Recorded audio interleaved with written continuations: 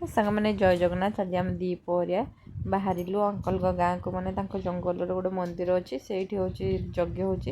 ସେମାନେ ଗଲେ ତ ଆମକୁ ଡାକିଲେ, ଏଠି ଆମ ଗାଡ଼ି ରେଡ଼ି ହେଇଥିଲା, ତାକୁ ବ୍ୟାକ୍ କରି ନେଲେ। ତାପରେ ଡ୍ରାଇଭର ରେଡ଼ି, ଅଙ୍କଲ ଆଉ ମୋ ପୁଅ କି ଆଗରେ ବସିଲେ, ମୁନୁର ମୋର ପଛରେ ବସିଲୁ। ତାପରେ ଆଣ୍ଟି ଆସିକି ବସିଗଲେ। ତାପରେ ଆମର ଚାଲିଲୁ ତାଙ୍କ ଗାଁକୁ। ଯାଉ ଯାଉ ରାସ୍ତାରେ ଏତେ ଆମ୍ବ ଗଛ ଦେଖିଲେ ଯେ ଆଙ୍କ ମୁଣ୍ଡ ପୁରା ଖରାପ ହେଇଗଲା। 2 ଜଣ ଯାକ ଓହ୍ଲିଲେ, ମୁନୁରଙ୍କର ୟାଙ୍କର ଓହ୍ଲିକି ଆମ୍ବ ତୋଳିବାକୁ ଲାଗିଲେ। ମୁଁ ମୋର ଭିଡ଼ିଓ ବନେଇଲି, କାହିଁକିନା ଏତେ ସୁନ୍ଦର ଜାଗା ହେଇଥିଲା, ଜଙ୍ଗଲିଆ ଜାଗା ଯେ ରାସ୍ତାରେ ଗୋଟେ ଜାଗାରେ ଓହ୍ଲେଇଲେ, ପୁଣି ଆଉ ଗୋଟେ ଜାଗାରେ ଓହ୍ଲେଇଲେ। ସେଠି ଓହ୍ଲିକି ମୁନୁର ମନ ଥୟ ହେଲାନି, ସେ ଯାଇକି ପୁଣି ଆମ୍ବ ତୋଳିବାକୁ ଲାଗିଲା। ମାନେ ଖାଉନାହାନ୍ତି, ଖାଲି ଲୋଭରେ ହିଁ ତୋଳୁଛନ୍ତି, କାହିଁକିନା ଏତେ ସୁନ୍ଦର ପାଖରେ ଆମ୍ବ ହେଇଛି ଯେ ଯାହାକୁ ହେଲେ ଇଚ୍ଛା ହେବ ତୋଳିବାକୁ। ମୋତେ ଇଚ୍ଛା ହେଉଥିଲା ଯେ ଜଙ୍ଗଲ ଯେହେତୁ ଅଛି, ମାନେ ଲୁଗାପଟ ମୋର ଲାଗିଯିବ ତ। ତାପରେ ଆମେ ସେଠୁ ଆମ୍ବ ନେଇକି ଆସିଲୁ। ଏପଟେ ଗଲାବେଳେ ଆଣ୍ଟିଙ୍କ ଭଉଣୀଙ୍କର ବାଡ଼ି ପଡ଼ିବ, ସେଠି ଆମେ କାଜୁ ନେବା।